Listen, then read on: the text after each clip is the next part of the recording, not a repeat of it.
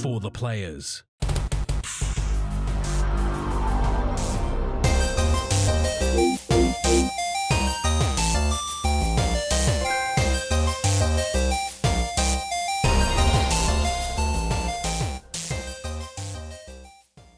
Mr. Pibb, 72. 90s. Mr. Pibb, put it in your head. 1990s soda can, rare set of 2 What are you talking about? Mr. on Pibb was eBay for launched in $82.50 US. launched in 72. I'm Ryan Betson. I'm Max Cooper. And I'm Paul James. And Fuck, I missed it. I should have said I was Mr. Pibb. And this is For the Players, the pop culture PlayStation podcast with over 50 years of playing PlayStation and like 20-something years in the games geek. But I want to thank you for joining us in this PlayStation conversation. This PlayStation conversation happens every Tuesday morning at 8 a.m. on podcast services, including Apple Podcasts and Spotify, and 9 a.m. on those YouTubes. If you'd like to join us in future conversations, come check out our socials, Facebook, Discord, Instagram, X. Those links can be found in the description below. If you want to join the conversation as it happens, head over to twitch.tv/thepopculturesweek. Watch us record this show live where you can jump in the chat and become part of the show. If you want to support the show, you can tell your friends, tell your family about this PlayStation pod. If you are listening to us on podcast services, be sure to give us a 5-star rating and a written review. No, that's YouTube. Either or, one of the two. Either. Just come watch the thing, do the thing. But if you want to support us financially, again at patreon.com/thepopculturists. All right. Let's continue where we left off. So, for those playing at home, over here on Twitch, we've started bullshitting about fucking soft drinks for some reason. And we've just discovered this thing called Mr. Pibb, and I still don't know what it is. What is a Mr. Pibb? Cherry flavored drink, but look at it. Yeah, I don't really understand. I just saw the can design, but Spicy cherry cola made from Coke Company was launched in 1972. Was originally titled Pepper to compete with Dr. Pepper. Oh, okay. So it was the everyman's drink as opposed to the sophistication of Dr. Pepper. You had Mr. Pibb. Yeah, I guess him having a PhD was a little confronting for some people. The thing that I've never had was it Tab? Because Tab is what is the base for Diet Coke. Apparently. Was the Coca-Cola company's first ever diet soft drink introduced in 1963 and officially discontinued in 2020. Oh, that's why I've never had it, because I've not seen it for 4 years. You will never have a Tab. Oh, no. How will I never have a Tab? I'm sure you could buy one online. I'm sure I could. It probably tastes like asshole. Like, incredibly flat. Yeah, it tastes like absolute poo.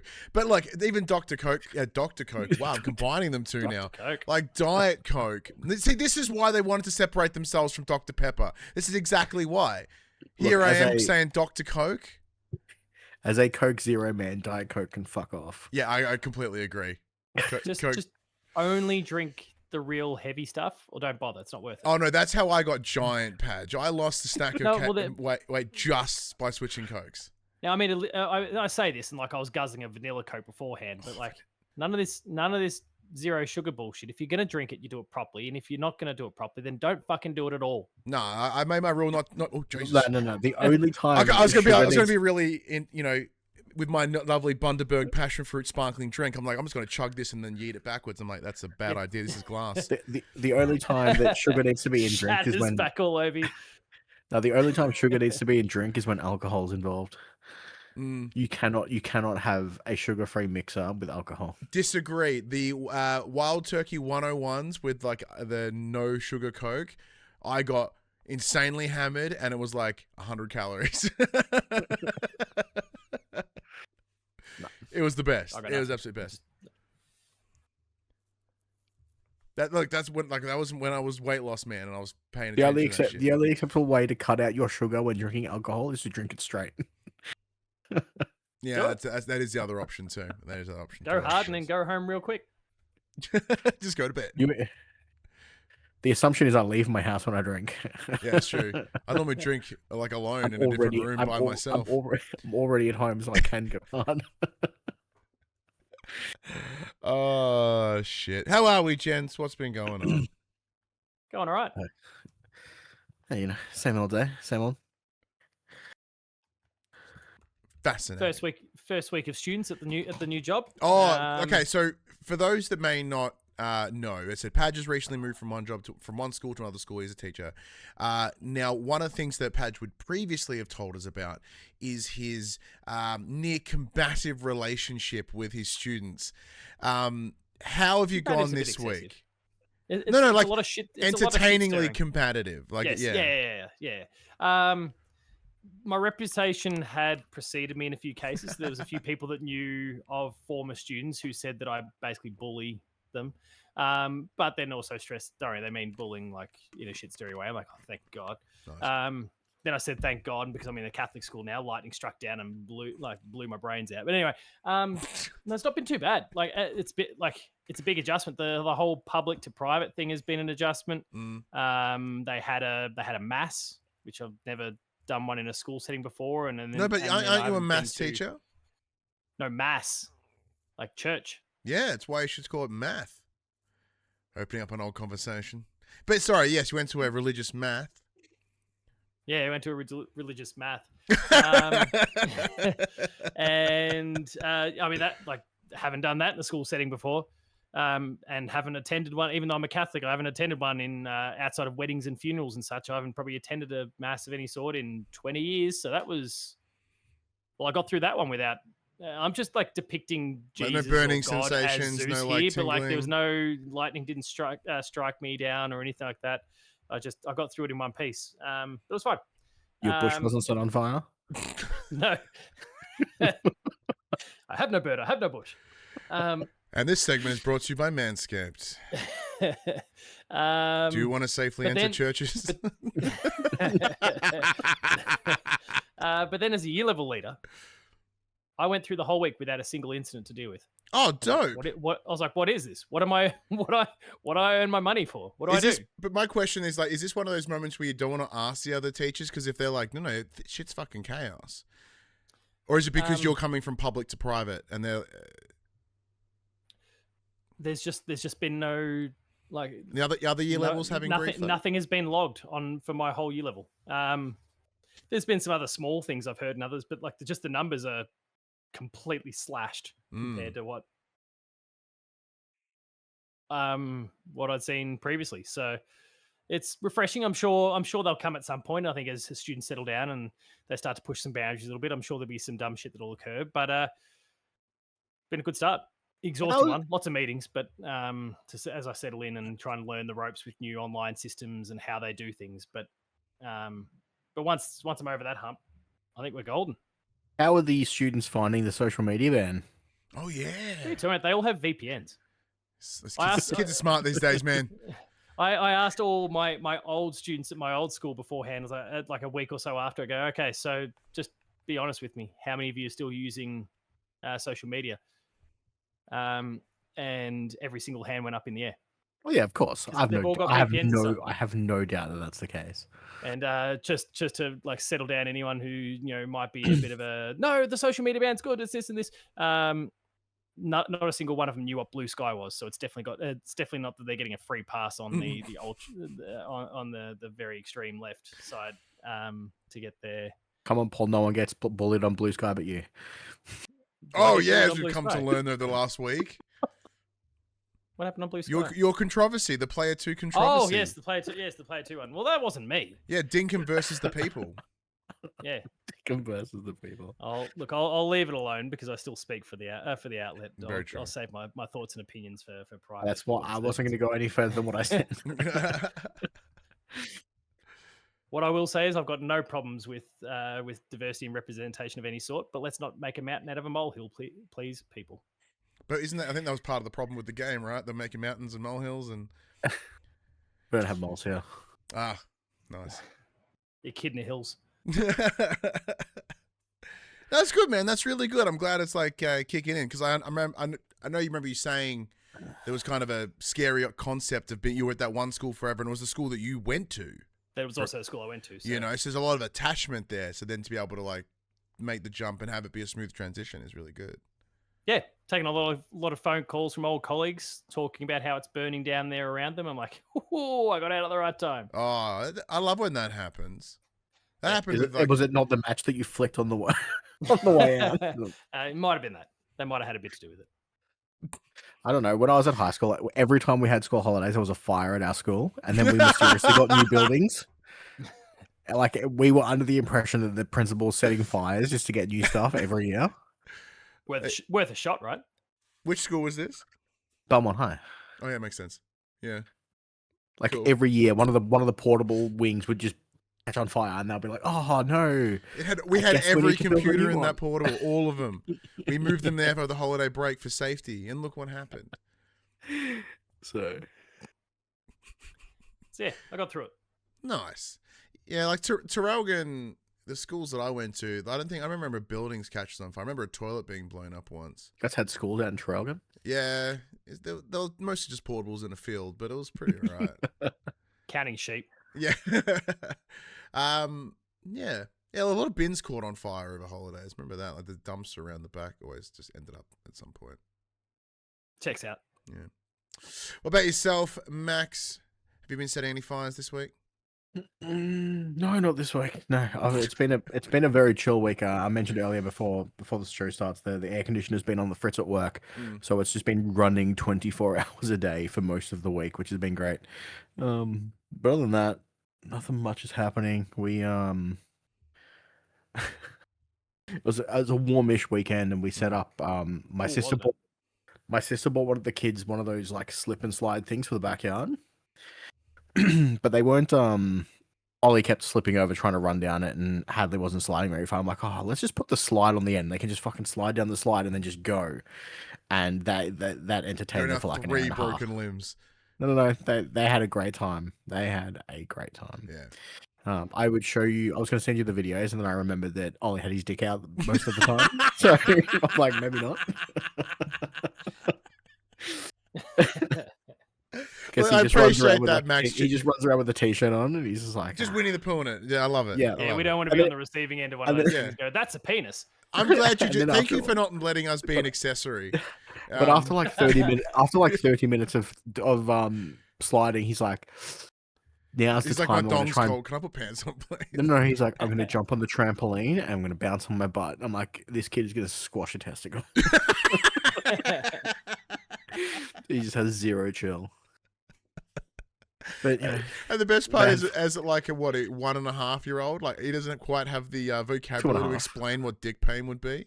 Oh, 2.5. Sorry. All his only verbal things at the moment are uh-oh and no. Yeah, just be dunk. So Oh he no. Yeah. Just both. Oh, like, when both words come into play, you know it's a bad time. Yeah. But yeah, other than that, it's been a pretty chill week. What about yourself? Yeah, not much on my end, man. Just the usual, doing the work. One of the wrestling promotions that helped me get into wrestling, as in work in wrestling, Deathmatch Down Under. They celebrated their 5th anniversary this week, so that was lovely. I got to commentate on that show, and I was offered to ring announce on the Saturday show, which would have been an absolute honor to be. It's lovely enough that I got to commentate on the 5th birthday of the show. That without that, me going to those shows 5 years ago, I wouldn't be anywhere where I am in the scene now. So I would have loved to be able to have gone and done that on Saturday, but with it being one of the deathmatch shows, so the over 18 ones, like there's no chance that I could have taken James. And because every time I do work wrestling on the weekends, James always has the option to come. But this one I was like, because he can't come, I'm not doing it. I'm not going to work it. So it wasn't able to do it, but apparently it went off like fantastic, which is great. But yeah, it was really lovely to be part of that moment on the Thursday night. So we did have the ABC crew there again. Todd Sampson did get smashed with a bunch of light tubes, and he took it like a champ, which was awesome. But yeah, it was nice, a little bit sentimental, right? Because there's a lot of the crew that were started that were still there, and we got to all talk about, just sort of have that energy of like, man, 5 years, holy fuck. Like this idea kind of post-COVID kicked off into this, and now it's this whole thing, and we've worked with, wrestlers out of America and Canada and England and Mexico, and so many different places have all come together for our weird niche part of the world. And I would have loved, I would have loved to be able to do both, but I was just very grateful to be there and included in a larger way. Because I've called many of their shows over the last couple of years, but yeah, without them and those crew, I wouldn't do any of what I do. So yeah, it was really lovely. Other than that, so James for the weekend, and by stepping away from the wrestling, I was like, James, you get complete dad. What do you want? And he's like, I want to play video games by myself all weekend. Well, actually, we bought his computer. We bought his PC over. We gave him the choice. He was like, whatever you want. So we brought the PC over in case that's what we wanted to do. But no, we didn't end up doing that at all. We ended up, something that we've done since even before his mum and I separated. Like, he and I would go get our hair cut together. That was kind of the thing. It was just us help him become accustomed to getting his hair cut. So even to this day, we still go and do it together. So on Saturday morning, we went and did it. And he still gets the same haircut as me, which will forever be the most awesomest thing until the day he picks his own hair. But like, I give him the choice, like, what do you want, dude? Like, you can have whatever fucking haircut you want. And he asked for a mullet, and I said, accept that. Yeah, I said, accept the mullet. That is the one thing. He goes, why? I'm like, mullets, I'm sorry, they ain't come back. Fucking done with them. They're dumb. And I'm like, I don't want you to look back on pictures of you as a kid going, oh, what the fuck?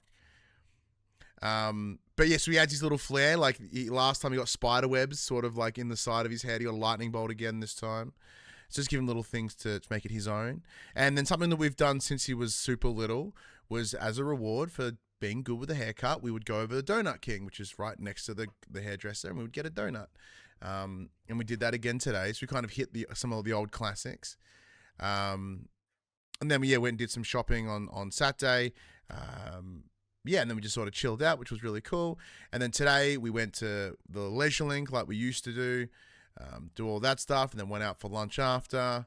We kind of just did a bunch of things that he got to pick, and for him it was all the things that we used to do. So he was like really, really happy with it, and it was really sweet and really nice. I know it sounds like, oh my God, I did the bare minimum as a dad. Congratulations, Ryan. And it does feel like that way sometimes, but I don't know. He seemed to have really enjoyed his day and weekend, I should say, and that's all that really matters for me anyway. But interestingly though, we didn't really play any games, like if any at all. No, I don't think we did. But let's get in the section we call what we've been playing. What have we been playing? Paj, you still embargoed? I'm embargoed on one game, but then Dragon Quest has come out of embargo, so I can jump into that. So Dragon Quest VII Reimagined, shout out to Bandai Namco on behalf of Square Enix for providing the code there. The review is not up on the Player 2 website yet because it's a long motherfucker, and the game came out a bit later in. That's the review. You click the link that says this is a long motherfucker, and that's it. Just whole page, one line. It's nowhere near the length of the original on the PS1, which was 100 hours.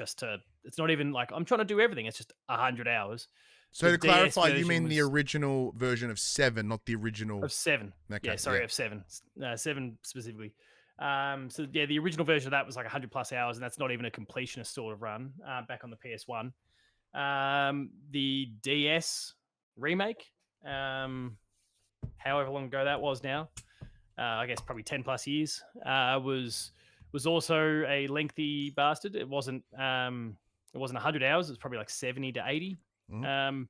And this one is, again, not to that length either, but I suppose I haven't been able to talk about it publicly. I was very hopeful, historically speaking, when Square Enix goes to send an RPG of some sort, say the Dragon Quest 1 and 2 HD 2D remasters from last year, or Octopath Traveller 0 or something like that. There's a good month or so beforehand, usually just a bit more than a month. So I was pretty hopeful at the beginning of Jan, in that first week of Jan. I'm like, this bad boy's coming this week, and I'm going to be able to use my school holidays, and I'm going to be able to get this thing done, and it'll all be fine.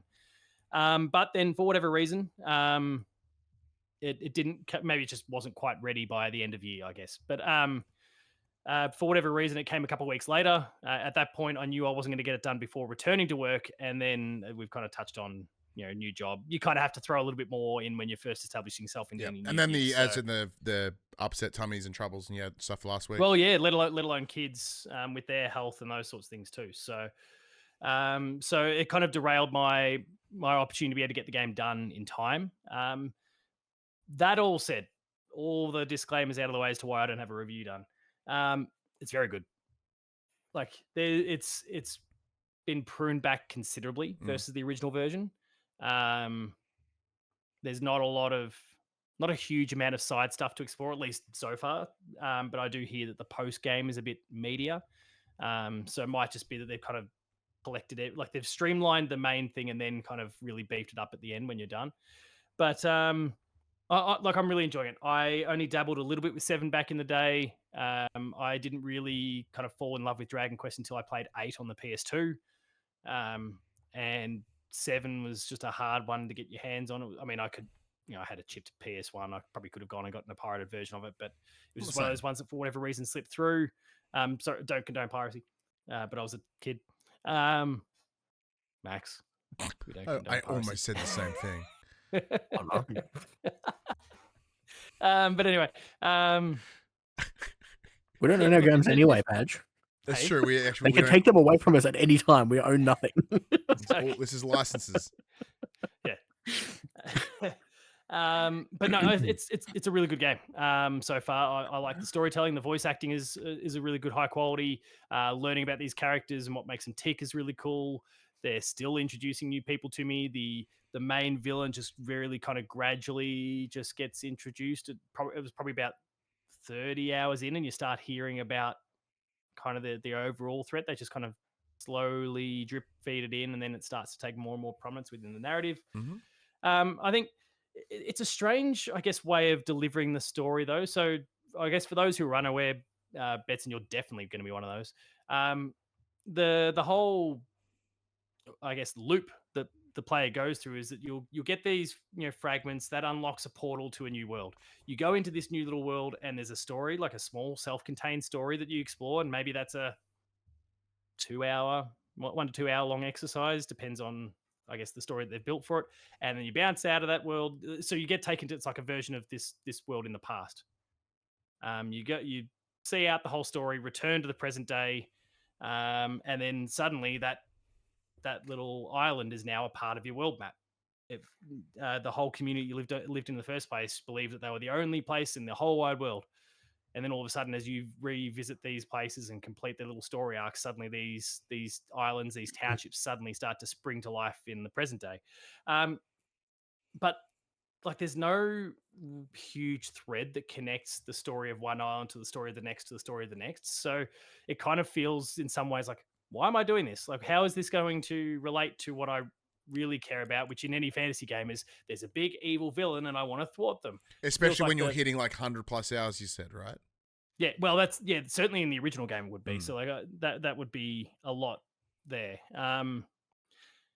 So like it's kind of a weird one. It's nice in the sense that you can sit down. I'm up to this next world. I'm going to jump into that, and I can have an hour or two and get a cool story out of it, and maybe bounce for the night. And then I'll come back the next night and do the same thing. Like, in terms of getting little piecemeal stories, it's kind of cool. But in terms of the overall thing, especially if your typical gamer, capital G gamer, probably puts more than an hour or two into a given night, and you can kind of get stuck in between stories, and it kind of feels a little bit more disjointed as a result. I don't know. I'm not wild about that part of it, but of course they are just reimagining what was there before, and that was the way the story was delivered previously. It kind of feels a bit odd in that sense, but the stories themselves are mostly good. There's none that I've gone, oh no, I could probably just skip through this completely and not give it any time or attention, which is a positive thing. I just don't know if that was still the right decision back in I think it was 2001 when this came out originally. I mean, it's not like they haven't done that before. I mean, you look at Kingdom Hearts, and Kingdom Hearts is very much but Kingdom Hearts is shit. Well, be that as it may, some are. I will agree to that. But a lot of games tell like anthology stories inside a whole. No, you're right. But I think what actually and I haven't played Kingdom Hearts 3, and I've not even finished Kingdom Hearts 2, and then there's a lot of other games in that franchise. No, Like, there's fuck not. off There's with one. your There's card- 1, 2, and 3. That's it. with your Every, card bullshit. everything else is a really long YouTube video. Birth by Sleep is meant to be really good, isn't it? It's a very good YouTube video. Okay, fair enough. And that stupid non-turn-based card game can go suck a big one too. Yeah, that can fuck off. I actually got inspired a couple of years ago to go and play through the entire series. I finished one, like I'd already played the first back when I was a kid, but went back and played the first one, and then all right, great, let's jump into what's that card game? What is that one called? Oh, is that Birth by Sleep? No, Is that final that's, chapter prologue 2.9? No, Is it that's still 300 just a bullshit collection. 365 over 2 or something? It's the second game in the It's the Chain of 1.5. Memories. Chain of Memories. Oh, And then I it's started close. playing that. Like, what is this card bullshit? And I quit. Now, at some point, I will kind of do some due diligence and actually play through the game. But I'm going to sit there with a guide next to me, so I don't have to indulge in that crap. Look, I've considered the same, right? Like I played Kingdom Hearts once, yonks back on stream. I remember like, look, this is fine, but I'm like you. I'm like I should play it. Like I'm also very aware there's many games that I have the ambition to play that I don't think I ever will, and I have We're ticking boxes at the moment. Yakuza. That's what I'm saying. happening. Like, but then I have like 7 Yakuza games to fucking get through minimum. Yeah. You know, so I'm like, okay, well, maybe I won't jump into that just yet. And then, of course, you know, both you and I listen to Sacred, and Colin's just done that with Kingdom Hearts 1. I'm like, well, like, I know that we already mimic I mimic a bunch of his shit already. I don't need to do that too. But yeah, I guess to put the pin on the Kingdom Hearts part of it. But yeah, like, I would like to they understand thread it. I feel like they thread and at least based on the first one, they thread the overarching narrative into those different worlds better. They do. Okay. Because it actually exists. In a lot of cases, it doesn't exist. And maybe later on in the game, in Dragon Quest VII, I mean, maybe later in the game, that starts to become more and more prominent because right now they're kind of still just drip feeding this main villain in there. But I don't know. It's a tricky balance that they're going for. Again, those stories in isolation are cool, but I would have loved for there to be threads and connected at least early on the piece to kind of get you really invested in. Okay, there's this small story, but there's something brewing in the background. I feel like it's taken too long to get to the brewing in the background part.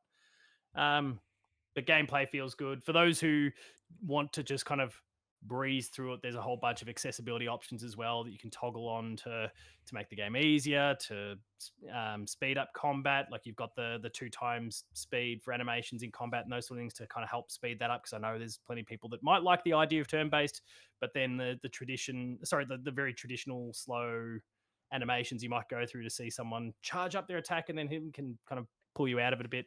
So that's 2 times speed's called grinding mode, mate. That's what. Yeah, there's a bit of that too, Mr. Octopath. But that's Kingdom Hearts. Sorry, not Kingdom Hearts. Fuck. Yeah. Dragon Quest VII Reimagined. They're And the only all other the game I've been same. playing that I can talk about is The Last of Us Part 1, which You've I actually jumped back into it. Yeah, so off the back of my last game night stream for the Hoops crew, someone popped in going, "We'd love for you to do." Oh yeah, I Last was of Us there. Part 2 next. Yeah, Good you were time. there. I don't know if you were there at that point in the I was conversation, actually, because you were talking Last of Us Plats. But yeah, and then so I wasn't able to do anything last week. What was I doing? I was getting on the beers with Matt Hewson in the city. He came into Melbourne good old for a Hughesy. whole bunch of the Nintendo previews that people will have the opportunity to go check out on the Player 2 website currently. What's that website? Patch? Just so Player2.net.au. Nice. But there's previews there for Mario Tennis and other stuff that he's drip And feeding other out. things with Mario on it, I guess. Yeah, he checked out the Virtual Boy thing that they're doing. Oh, yeah? Remember how they're bringing the Virtual Boy back? So, and there's a few other previews going to continue to roll out. Nice. Some games that are coming out nice and soon that I know at least one of Betson you're in particular really excited for. That also just happens to be coming to a Nintendo platform. Is it between the Resi? I don't know if the embargo's up on things. So Well, I'm no, not gonna specify because anything we about it. know Resi's coming to. Because I saw there was that trailer where no I'm one got talking shot. I'm talking about the games that he previewed and whether he can or can't talk about them. So Okay, I'm speculating. I'm connecting the dots. You have not confirmed anything, but I have seen like that trailer for Resi on the Switch, and yeah, no one gets shot, no one gets hit, completely violence free. It's really weird. Yeah, but yeah, sorry, you'll catch up with Hughesy. Hughesy's a good dude. Yeah, so we got on the beers and had hung out a little bit on the Thursday night. So I didn't do the stream that week. Jumped into it this past Thursday, where I jumped into The Last of Us Part 1. And you're right, I am chasing the platinum on it. So I was sitting there streaming with everyone. Some pretty kind super chat donations meant that the stream went for 2 hours.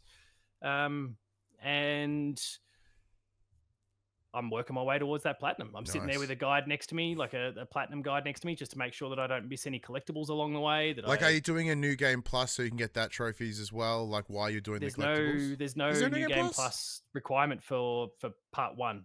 Oh, thank if you went and did remastered or the original game, you'd need to. But, yeah, okay. But part 1, it's like you could put it down on. There's no difficulty level ones, so you could put it down on the easiest, whatever that is. Light, very light, whatever they call it.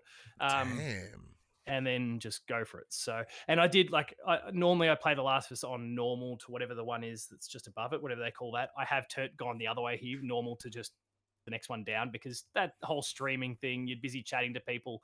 I already got caught on the hop once or twice and it wasn't even, we weren't even talking infected and stuff. It was just, when a few guys came running out and I was, looking at the chat or whatever, and all of a sudden I'm fighting for my life with some dickheads. So just dialed it down that one little bit for the streaming experience, but it's really good to get back into The Last of Us again. Dealing with the Sarah moment at the beginning was rough. That's Did you cry in front of your footy mates? No, I didn't. But I kind of just felt myself sitting back, a little bit uncomfortable, and just a bit of rocking in the seat. I'm trying to remember now. Like, did I went and played Remastered on PS4 not long before Part 2 came out. So it's the second time I've done it post having any kids. It's brutal. It's brutal. But every now, time. My son Noah's kind of entering the same sort of age, and so you start thinking about the connection, the relationship, and where things are at. And I mean, kids, full stop. Oh. Your own kids, full stop. They could be 2 months old, and you're still going to react in an awful way. But it's different again, I think, when you go, fuck, that's my kid's age. Side tangent, and speaking of kids, but also connected to footy, are there any games in Geelong that you're going to go to this year? Oh, probably. Well, he's like all of them, dickhead. All of them. No. Like my old man's gone and offered me a few seats for some early games because they're flying off to South America for a little bit. He's like, "Hey, do you want this? And do you want this?" And I was like, "No, probably not at the moment." Well, what I'm saying is because James is keen to go to a game. I'm like, yeah, sure. If Paj is around, make him do a Geelong supporter. That's what I'm saying. Like, I have no skin in the game. I don't care. So, like, indoctrinate the kid. Why not? Yeah, we'll see what we can do. But yes, either way, Last of Us with the peeps. Yeah. So I think I'm streaming it again on Monday night. I'll do it again on Thursday night as well. I'll just work my way through it. So I probably won't go from Last of Us Part 1 straight into Part 2. Yeah. But like the chat's already going, how about Uncharted? I'm like, let's see how we go. Have you platted the Uncharteds before? No. Oh no, they weren't even necessarily talking about the plat. They were just like, go play this next. Them. Well, I'm glad. When they said Last of Us Part 2, I was like, nah. What are you going to do when they eventually? Because I need to go and get my trophy thing up with that one. So. What are you going to do when they eventually turn on you and ask you to play Elden Ring? Tell them to get fucked. But I do like that they're getting you just to play all the PlayStation's greatest hits at this point. Yeah, it's a good start. Yeah, like, Ninja Turtles, Splintered Fate, and The Last of Us Part 1. Well, I mean as in like you set the scene with the turtles, and then like last one, you're like sweet, and it's like Uncharted. Next thing you know, it'll be like just bang, bang, bang, bang, bang, bang, bang, and you're like, beautiful. It's gonna go well. So and then just plats for all the big hitters. That'd be beautiful. Yeah, I need to go back to Horizon Zero Dawn and get the plat for the original ones. So I'll fold that in there at some point. We'll talk more about Horizon soon. But that we will. What about yourself, Max? That's my gaming done. Still Octopath? Still Octopath. I am on chapter 7 of the last thing. So I've got 2 chapters left after this. Mm-hmm. What a grind this has been. Good or bad? That is self-imposed. You got yourself to like level 55 and you were like not even a third of the way through the game. You did that to yourself. Well, I'm now caught back up, so I am of level of where I'm supposed to be.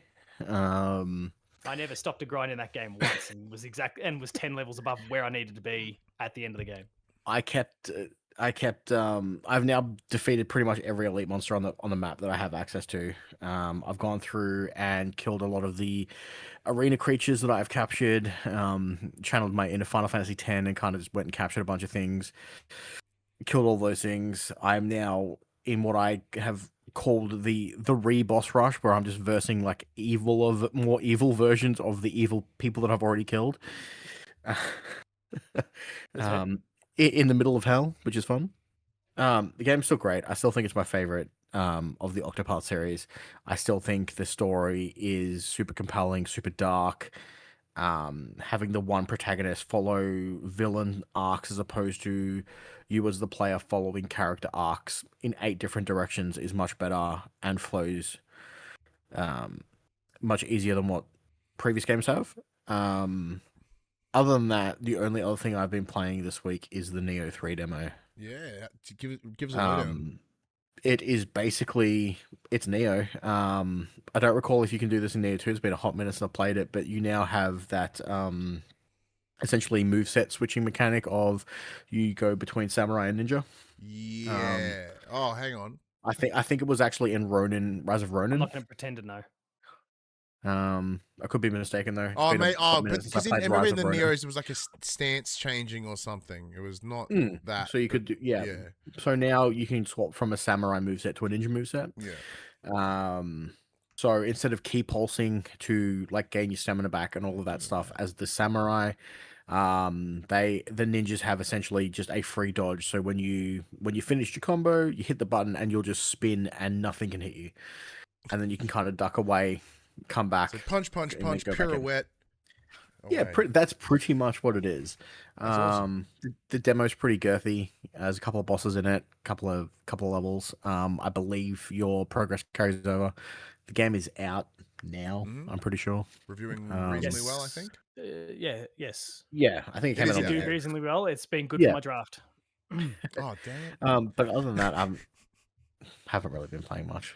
Nice. League of Legends has taken over my life. I'm playing League of Legends and Octopath. They keep bringing out really fun game modes. So at the moment, I'm playing what they refer to as ARAM. So there's one lane, and everyone goes in the one. Everyone goes in the one lane, and then at levels 7, 3, 7, 11, and 15, you get an augment that just makes your abilities go crazy. And they're just randomly assigned. It's kind of a pick 3 system. You get to pick one out of 3, and crazy things ensue. I've been in games where players have had millions of HP, which is normally impossible to get to. I've had games where you can hit one ability and the entire other team will instantly die because the game's a little bit broken because of its spaghetti code. But it's always fun, and they're quick, like 10-minute games. So they're not the 45-minute slogs that a normal game is. So it's kind of a bounce in, bounce out. Very nice. What about yourself? Are you still Yakuza-ing? Yeah, pretty much. That's kind of like the main thrust. Like, I've not really played too much this week, but when I have sat down, it has predominantly been Yakuza, which is a good thing because I am enjoying it like a lot, which does fill me with good prime to like keep going through the series. I have already pre-installed Kiwami 2. Just be like, okay, nice. Yep. I'm feeling it. Like if it's there, then I can't, crack the shits and jump away from it. But I am finding myself connecting with the characters like somewhat. Like the story itself is kind of fine. You know what I mean? It's just like things are happening, and I'm like, okay. And there's a young kid now. You got to like the young girl's important. I'm like, okay. You need to go to this building. I'm like, okay. I have got to a point where I've discovered, so in the map of Yakuza, at the very top of it, there is what is essentially like Arkham City. It's like walled off, all the homeless and shit people live in there. And you got to go in there at some point, right? And you kind of go in and underground, and there's this whole big thing. And there's like a fight coliseum in there. And I've kind of got stuck in there a little bit because I met Purgatory is what it's called. Thank you to Mute in the chat. Is like I find this old trainer outside, and he's like, "Hey, if you come, like I do one lesson with him, and it was pretty sweet. He's like, if you come back with a wooden katana, I can teach you this." And I was like, where the fuck am I going to get a wooden katana from? I haven't seen one at the shop yet. No worries. I'll just keep playing the story and see what I can find. Go to this Coliseum. This is part of the story. I'm like, oh, sweet. Check it out. There I can buy one with credits. Credits from the Coliseum. Coliseum points or cred points, whatever the fuck they're called. So now I'm just trying to get enough points to like get the sword so I can go out talk to the guy outside, even though I should just walk past him and go to the mission that I need to do. And I think, impressed him. Just impress him. Yeah, and I think this is the same problem that I kind of got to with Like a Dragon. I think I got caught in something very similar like Final Fantasy when I got stuck in Blitzball way back in the day. Yeah. You know, like I never saw the end of the game because I was to play fucking Blitzball forever. And I want to try to get ahead of that because I don't want to burn myself out. Just doing the Coliseum and like cracking the shits and giving up on the game. But yeah, you're saying that this Komaki guy Sensei will teach you the strongest move in the game. Well, that's why I suddenly feel the need to like get this sword. See it out. Yeah. Like the main character, Kiryu, yeah, I'm starting to feel for him. Like he's still kind of just generic, deep-voiced Asian, Japanese mafia Yakuza dude. And I'm like, okay, cool. Yeah. He's fine. Like, you know, but like there's little moments where you can sort of see him. He's still he's generic enough that you can put your own morality on him, and then there's some choices that you get to make that can kind of hint on that in conversation, like dialogue choices. But I feel like the story is very like straight linear, which is what to be expected. I'm at chapter 6, I think. It's still yet to get weird. Like outside of maybe the first game they play it very straight and safe, but not in the disrespectful way. Outside of like they crack open properly later. Outside of Majima, which is the guy who's the main character in like a pirate Yakuza. Yes, he's in this, and his little gimmick in the game is he's from a different Yakuza clan.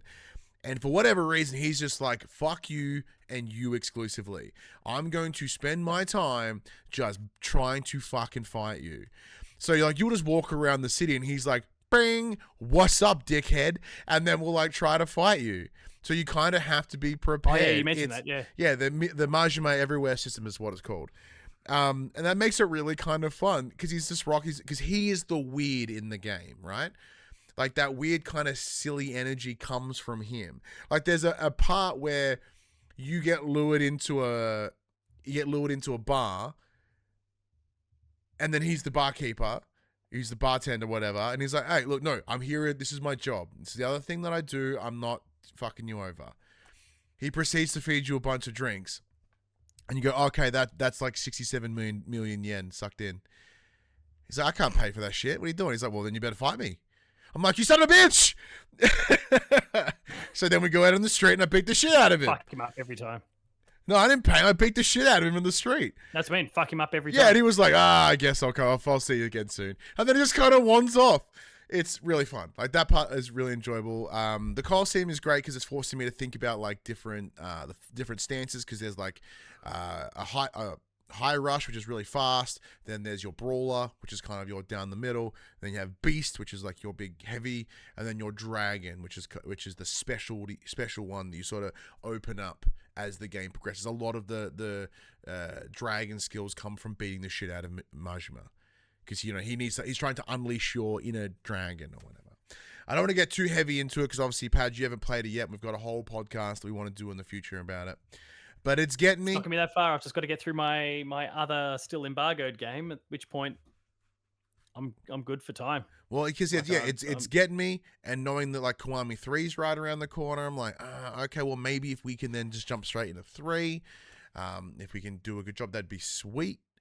But yeah, outside of that, what else have been playing? I randomly jumped into a mode of WWE 2K25 that I hadn't touched.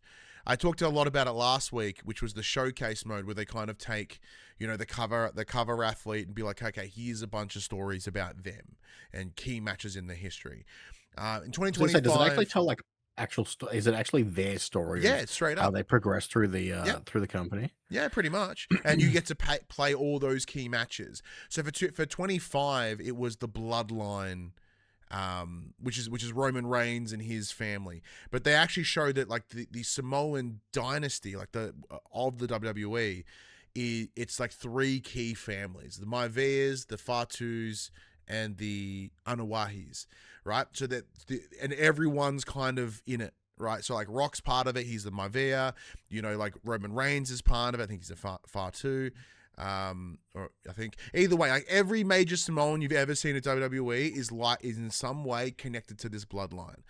So in the showcase mode, they go, okay, here are the first, like these are some of the big matches. Like this is Yokozuna, and then you got you redo the match of WrestleMania 9 where he beats Hulk Hogan for the heavyweight title. So the in the top left-hand corner of the screen, it says like, all right, do these following things. So then it's like, get his health to this, and then get him in the corner and do this move, which is straight out of the actual match. So you get him up, whatever. That's kind of fun. So I dived into that. Little did I realize, because I just didn't pay fucking attention, was that there's a bunch of unlockable characters in the showcase mode that I could use in my GM, which is fucking frustrating because we're about to wrap that shit up and head into 2K26, which tells me that I just can't go straight to GM this year. I'm gonna have to do the showcase mode just so I can get the full roster. Gonna make you work. Yeah, they're gonna make me work, which is helpful because it's why we have children. You make them play it. Actually, that's a very good point. That might work. Put the time in for Dad, and I'll just come in and enjoy the benefits later on. Yeah. Which then it could be helpful because playing all these extra modes this year can help me with that DLC ringside pass, which has not gone over very well on the internet. Let me fucking tell you. Almost every piece of feedback I've seen on like specifically Twitter has just been like, well, that's a fucking dumb idea. Well, I guess it's because the way you said it worked is it's like a battle pass system, right? Where you have to get to a certain point in the battle pass to unlock the character that you would get through that system. I think you would normally just buy, like pay 30, 40 you would normally bucks and buy. get it back. Yeah. So if a person only plays it, like let's say you in more recent times where you play it once a week to just play the GM mode, would you ever get enough XP to unlock all those characters? I don't know yet. Well, that's the thing, I don't know, but I imagine not. Because they can't, with the idea is to incentivize you to go into these other areas, right? Then it's clearly going to say you are not going to get enough of just the one mode. So there's that. So yeah, jumping into that mode again here on 25, I was like, okay, cool. All right, I'm going to have to do that this year. And it's not, and there's no reason that I didn't jump into it earlier in the year. I just kind of forgot. I thought I did, or at least started it, but it wasn't for me. But then I booted up and went, I don't remember any of this. So that was really kind of nice. And I might just tinker with that a little bit as well, because it's pretty straightforward. Just go in, do this thing. I'm like, okay. But yeah, there are some objectives that are like quite challenging. So it's get them to this level of health and perform this move over here within 30 seconds. So you're like fucking scrambling. Yeah. So I had to like reset one particular match a number of times just so I could hit it. Like I had to, like, knowing that it was coming up, then I'm like, all right, well, I'm going to start moving my stuff over here to get them in the corner. That was really fun because as you said, Max, having played mostly my GM mode in this year, there's been a lot less of me actually playing the game, which I'm going to need to do for the new one coming up. So it doesn't hurt to like get a bit of refreshed heading into it because, well, Paj heard firsthand, and so did you, Max, even by being in the chat, how genuinely excited I am for the game. So I'm going to take full advantage of it this year and like be excited, not just in principle, but in demonstration. Like I know this last year you'll have to, because what'd you say? There's like 400 fucking characters in the game. Yeah. Then most of them will be unlocked at day one, but many of them won't be. Not if it's anything like a Dragon Ball Z game. You got to play that shit a lot. Oh damn! To unlock them all. But yeah, because I know last year I had all these plans. I was like, maybe I'll just like do some WWE streaming and stuff, and then I forgot that streaming is fun, but also not fun and really time consuming. So I was like, nah. But I don't know. It's like many things I do. Like many things I do. I have these great ambitions. I'm just like, I would really like to do something cool, something different. And then I just never see it through because I'm a lazy son of a bitch. But let's get into the section we call Inform the Players.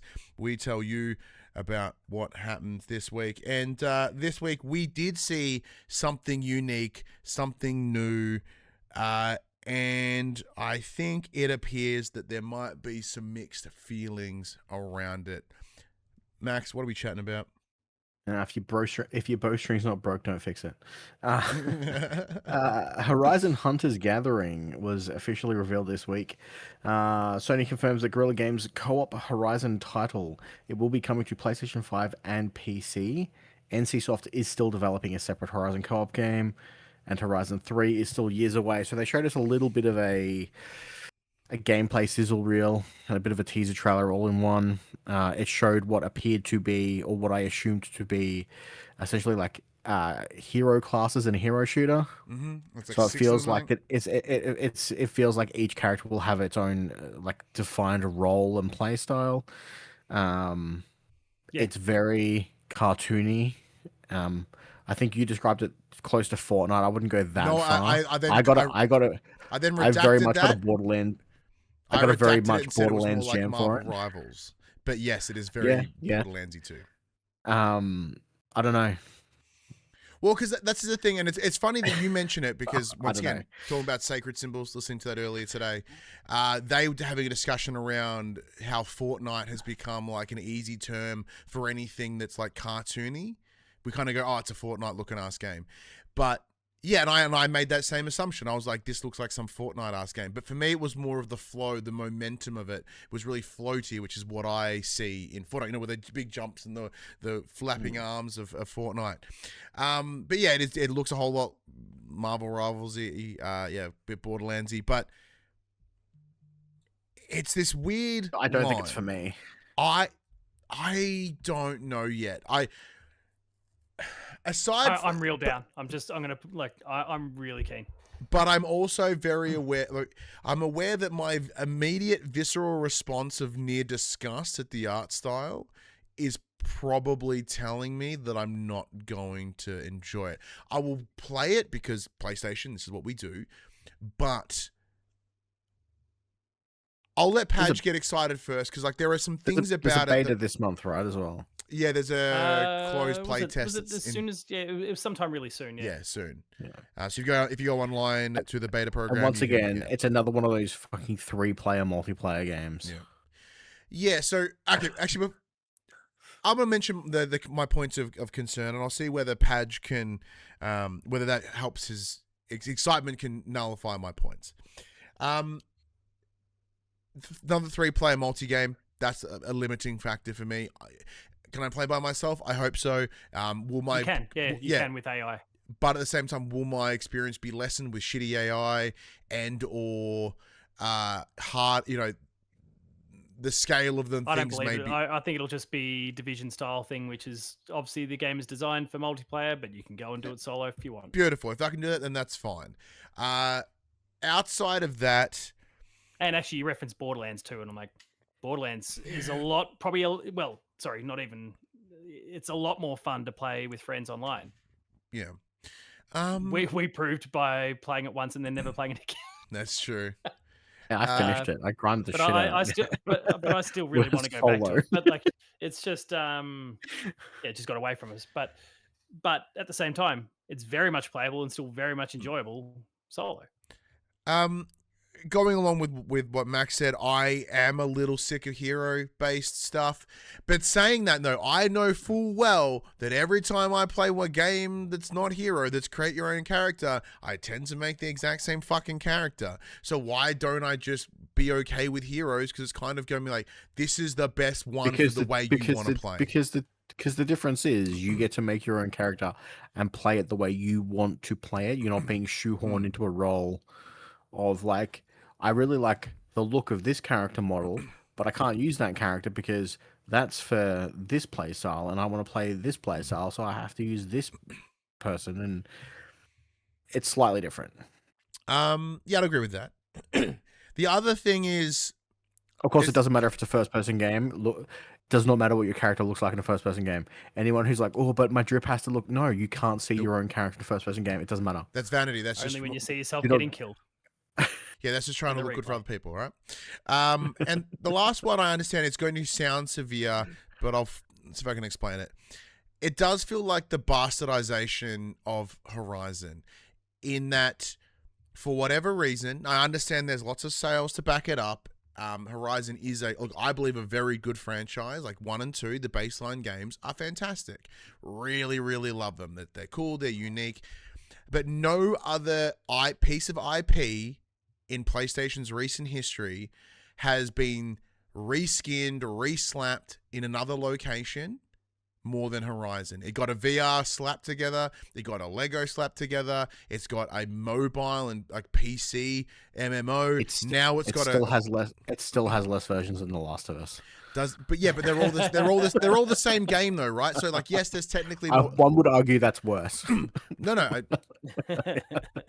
True. But yeah, I get what you mean. Because it's one of those things, like, we have the same... You mentioned it just before, Max, with Kingdom Hearts. Like, no, there aren't all these other games. There's Kingdom Hearts 1, 2, and 3, right? So every time there's one of these fucking random Kingdom Hearts games have appeared, if you have the presumption of the studio working on only one game at a time, it then delays the key next numbered release. Now, Guerrilla... like Horizon 3 is absolutely a PS6 game at this point. Yeah, which is a shame because the fucking Forbidden West was really good. And we're about to hit 5 years from when Forbidden West came out. And they, 5 years before that was Zero Dawn. So, like, we should be kind of ready for 3.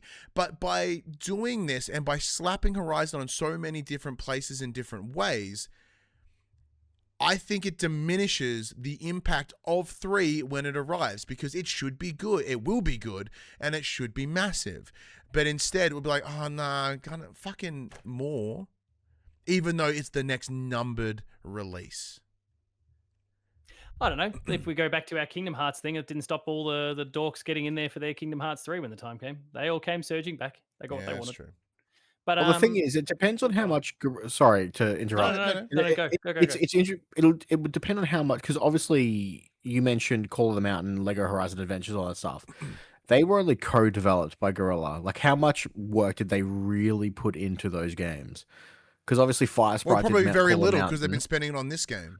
Studio Gerbo did. No, and that is the fair thing. I think their big projects over the journey have been 1, 2, and this. This should be one of those co-developed games.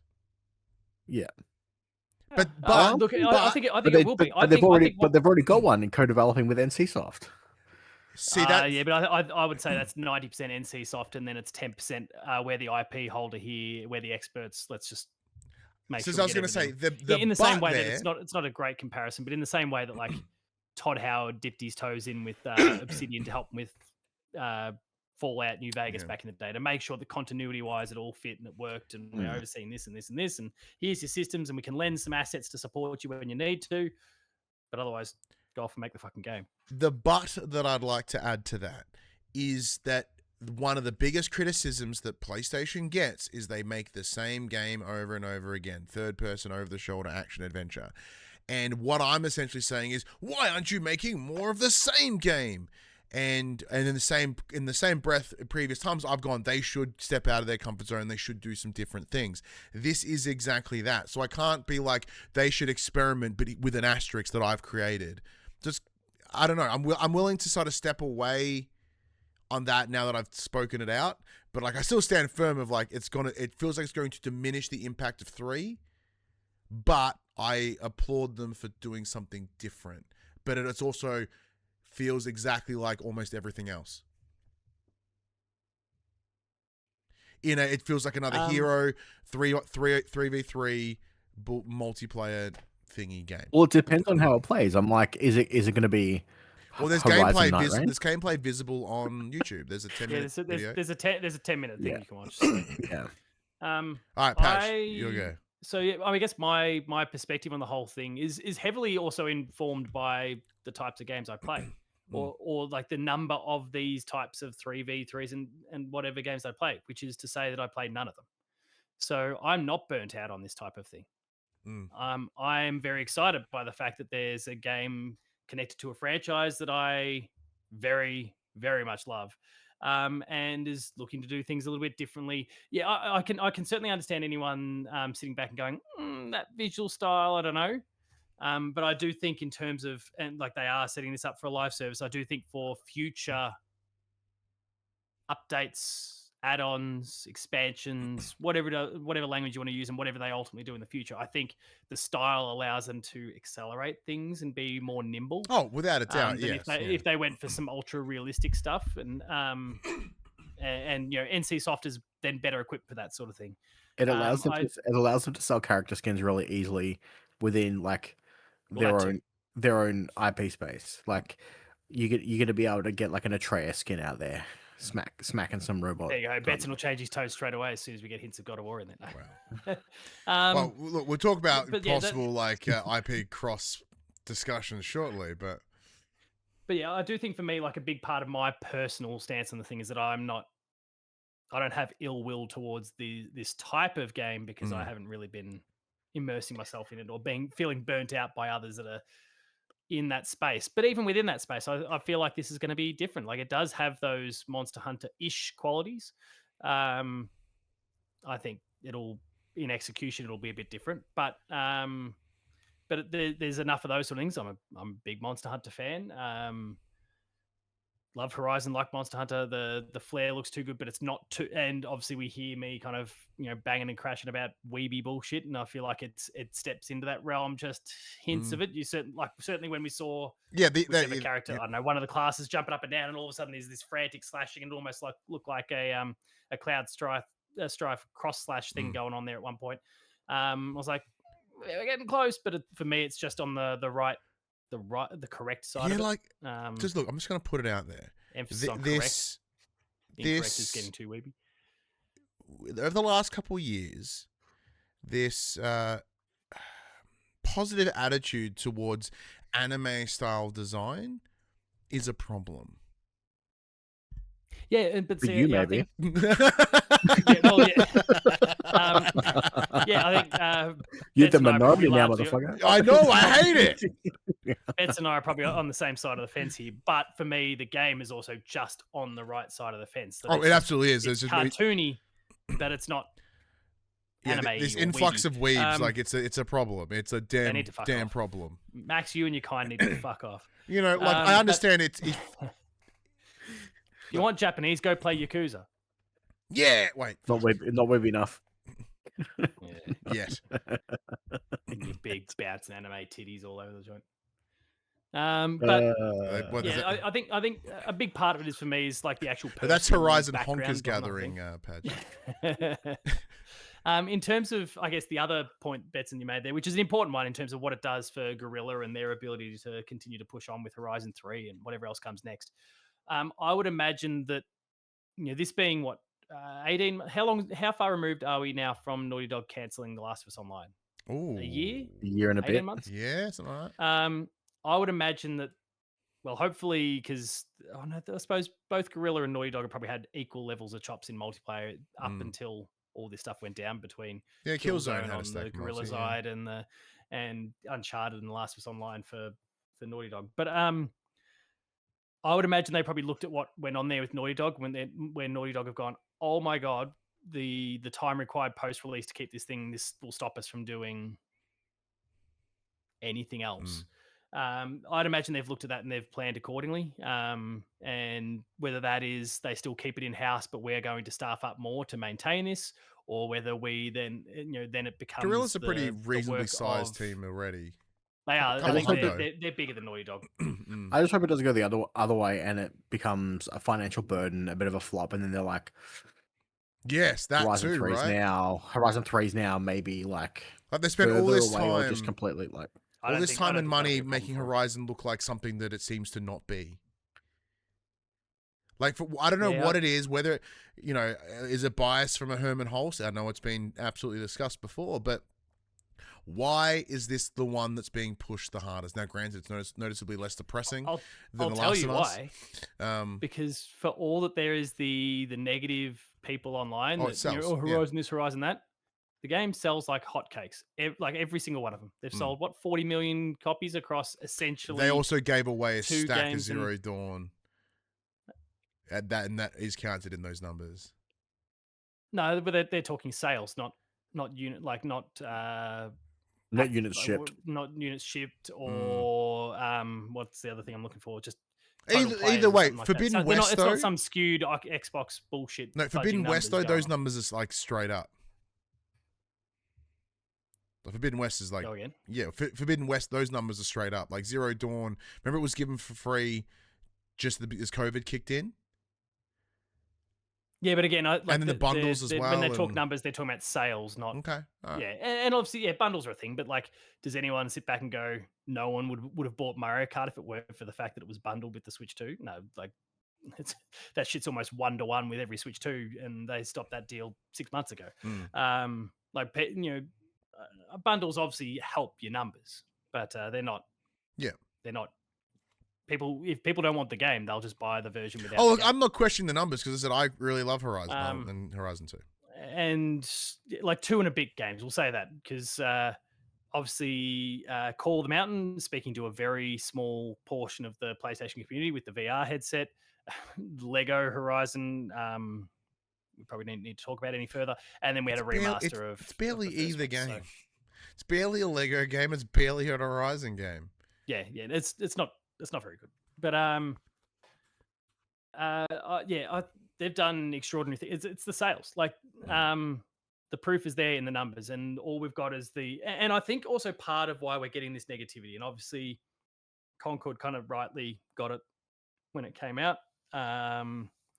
The negativity that swelled up around God of War Online, the negativity that was bubbling on with Marathon, and like a lot of these live services coming out of PlayStation, is that people are, and I think rightly, frustrated that they're not getting their traditional single player experiences. Like the numbers dropped off significantly, and that is part of the difficulty of game development these days.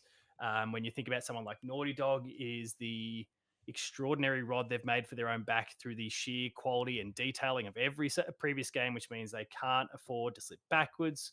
And you can see like Guerrilla's kind of in a similar thing when it comes to just the visual fidelity, if nothing else.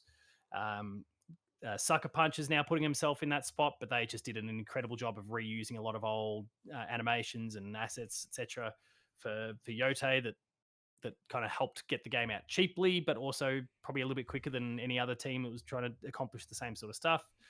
Santa Monica went down the same sort of approach with God of War Ragnarok, and that saved them a bit of time. Turned it around in 4 years, which these days is pretty damn good. I think PlayStation fans are, and I think rightly, frustrated that they think about the PS3 era and they got so many different games back then, and they're wondering why they aren't getting it. Like single player games back then, and they're wondering why they don't get it now. But the answer to that is also very simple too. PlayStation put out a lot of them. Not many people bought them. Yep. How many people do you know of that have?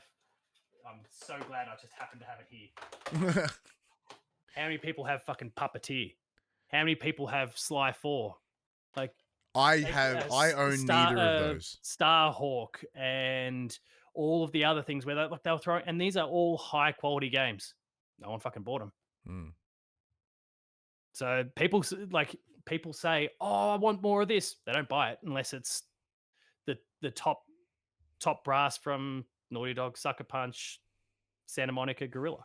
Well, I also otherwise, I don't care. I also think that's a part of like the large culture. With exceptions, of course. There are exceptions. Days Gone, and then PlayStation still decided, hey, this game sold well. Fuck them. We're not going to make them anymore, and we're going to destroy the team. Fuck them. Those kids, those two dudes were too loud. But yeah, I think that's a big examples right here.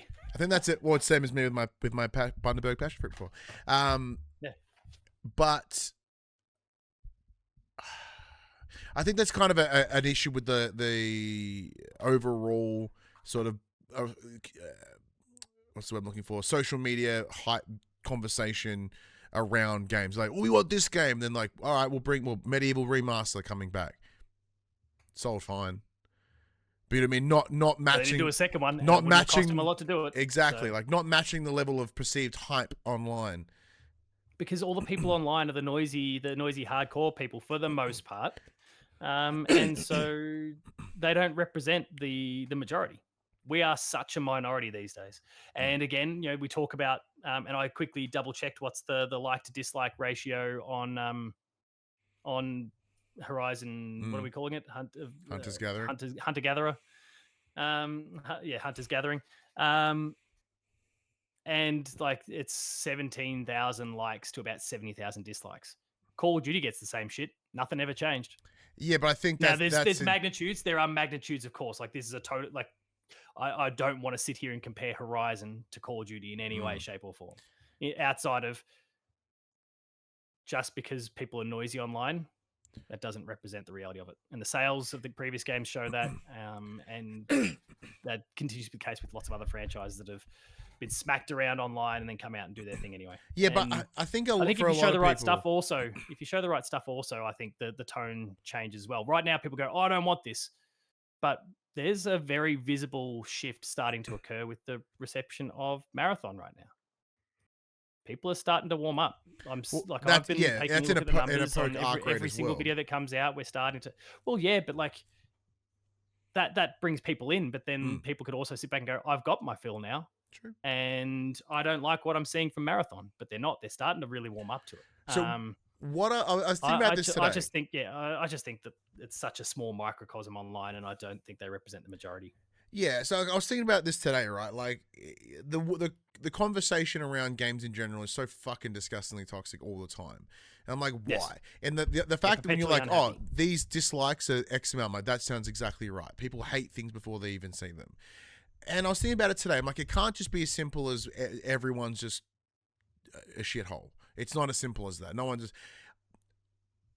I was thinking about it. Do you think that it's because the average, vocal gamer is the average virgin online is, I think, as people become more and more understanding that it is a game's business, that what they're repelling against, and I think same can be said for like all the issues everyone has with like Disney and whatnot. And it's not about the dislike of the products themselves, is because they can see the machine. You know what I mean? Is like maybe that's the issue. Like the issue is probably, not. But again, these people are the most dialed in, right? So they are going to be looking for that more. Exactly, and I think more and more people are in that space. What do you think, Max? I think that people like what they like, and anything that's slightly different from the norm that gives them that uncanny valley of what they're used to receiving is like, we don't like change. We like it how we like it. Don't fix shit. They're too autistic. And I said the same thing at the start. Like, if the bow ain't broke, don't fix it. Not in some really awful way, just to be clear. I'm like, they're my people, man. Like, you watch your mouth. That's our word. Mate, I'm a math teacher. There's a reason we're all mates. Yeah. And like, I felt the same way when I first saw Elden Ring Night Rain. I'm like, I don't know about this. This seems a little dumb. And then it wasn't. Where's my Elden Ring 2? Yeah, what would I have preferred Elden Ring 2 over Night Rain? Probably. Did I still have a heap of fun playing Night Rain? Yes. Yeah, and you would probably still choose Elden Ring 2 right now, but it doesn't mean that the experience you had with Night Rain was time for sure. wasted. But like I said that'll before, be the case here and can be the case for a lot of other games too. Yeah, for sure. But like I said earlier, my biggest concern is that they expect too much from this. It doesn't perform, and then it bites them in the ass further down the line, and then it may rob us of getting something quite spectacular in the future. So the thing that does interest me about to hone in specifically on the Horizon ones is that the like to dislike ratio is almost completely flipped when it comes to Steel Frontiers, the MMO. So I am curious as to what it is that the people who are shouting this one down, what is it about that game that you don't like? About Hunter's Gathering. What is it about that online Horizon that you don't like? And what is it about Steel Frontiers that you do like? Which is interesting because the other one is PC and mobile only. So so it's not even coming to your PlayStation. The presumption is that everyone which would crack the shit because it's on mobile, right? But now that we understand what why the fuck was that never on PlayStation? I think and it will. I think there was an interview in like the week or so afterwards where they're like, we're going to look into PlayStation. But I actually think the reason why it's not coming to is because both games are on track to arrive at a similar time, and they want to make sure that you don't kill one or the other. But there's a really good way to ensure that they don't get the two mixed up. Don't make two similar ass multiplayer games of the same. I don't think they will be overly similar in the end. Yeah, but look, but anyway. Look, the big point, as I said, I feel like everyone on the internet is the reason they like what they like, and they're like, this isn't made for me, man. Well, I mean, the other thing is, That's it. Steel Frontiers looks like an actual Horizon game. It does. Yeah, no, it kind of retains the aesthetic.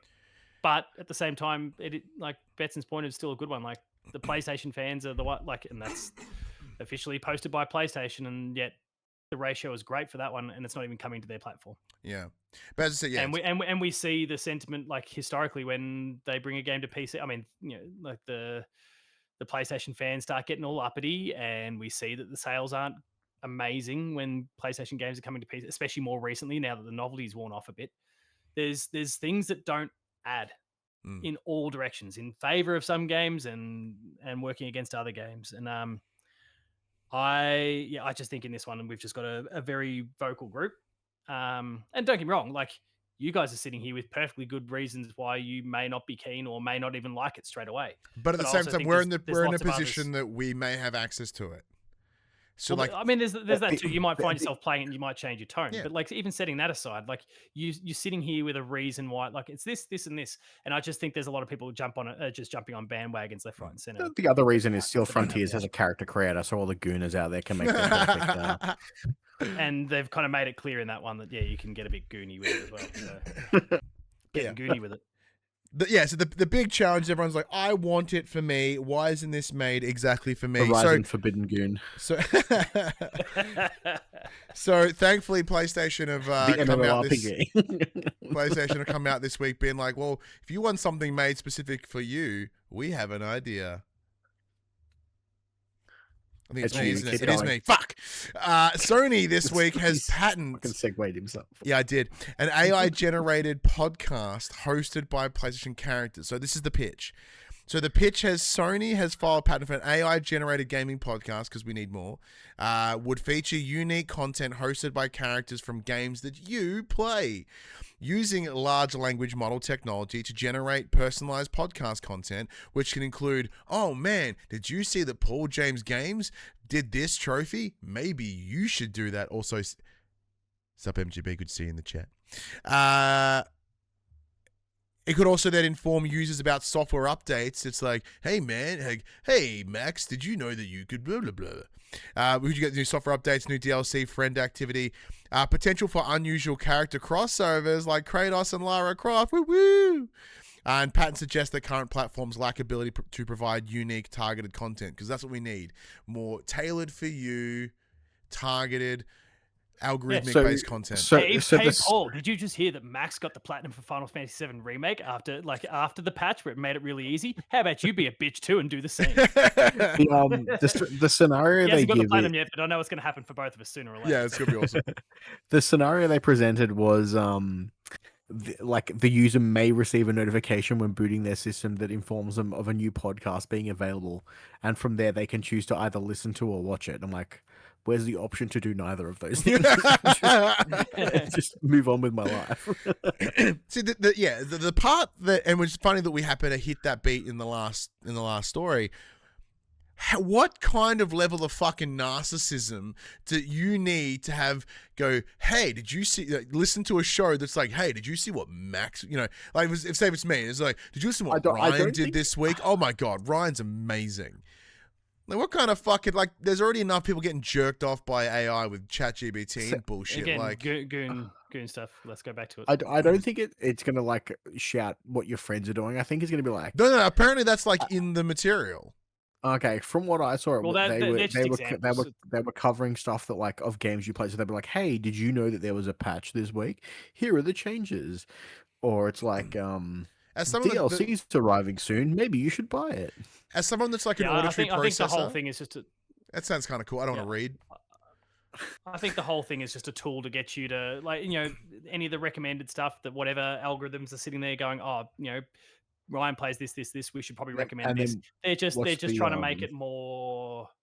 And then watch SAG-AFTRA come in and be like, "Wait, fuck you guys," and stop using our voice. But look, I'm just going to put it out there. Fucking voices to sell you shit. I don't want to be that. I don't think it's a good idea. I don't want it. Don't get me wrong. I don't want it. I don't want to be that guy, Paj. But the idea of going, hey, you Lara Croft saying, "Hey, sorry, go." I was going to say, like, this is the thing. It sounds like it's kind of like I'm taking the piss, but I'm also a little serious. In that, hey, we've made this AI podcast. Like, these are games that we recommend you might like. That's what we do. Yeah. That's our job. It will be did. Past tense once this shit rolls out. No. You know what I mean? That's what I mean. It's like our job is that. There's no substitute for the personal touch and the relationships and those sort of things, and fuck AI. But I don't think this is gonna. I mean, I think this is one of those ones that's not really going to get off the ground anyway. We've discussed many patents, and nothing's ever happened. This is, as Max put in the last point, likely a defensive patent, and it may not be an actual project, which is the most likely scenario. And as a concept, it's disgusting, but it's also like, I kind of don't hate it in principle, but I feel that in any delivery, it's poo. Yes. Although I wouldn't mind like having like a boot up message and have like a like that Simpsons episode where it's like hello Smith, you quite good at turning me on. Hello Max, you are quite good at turning. It's Shuhei just standing sexily. Stupid sexy Shu. Yes.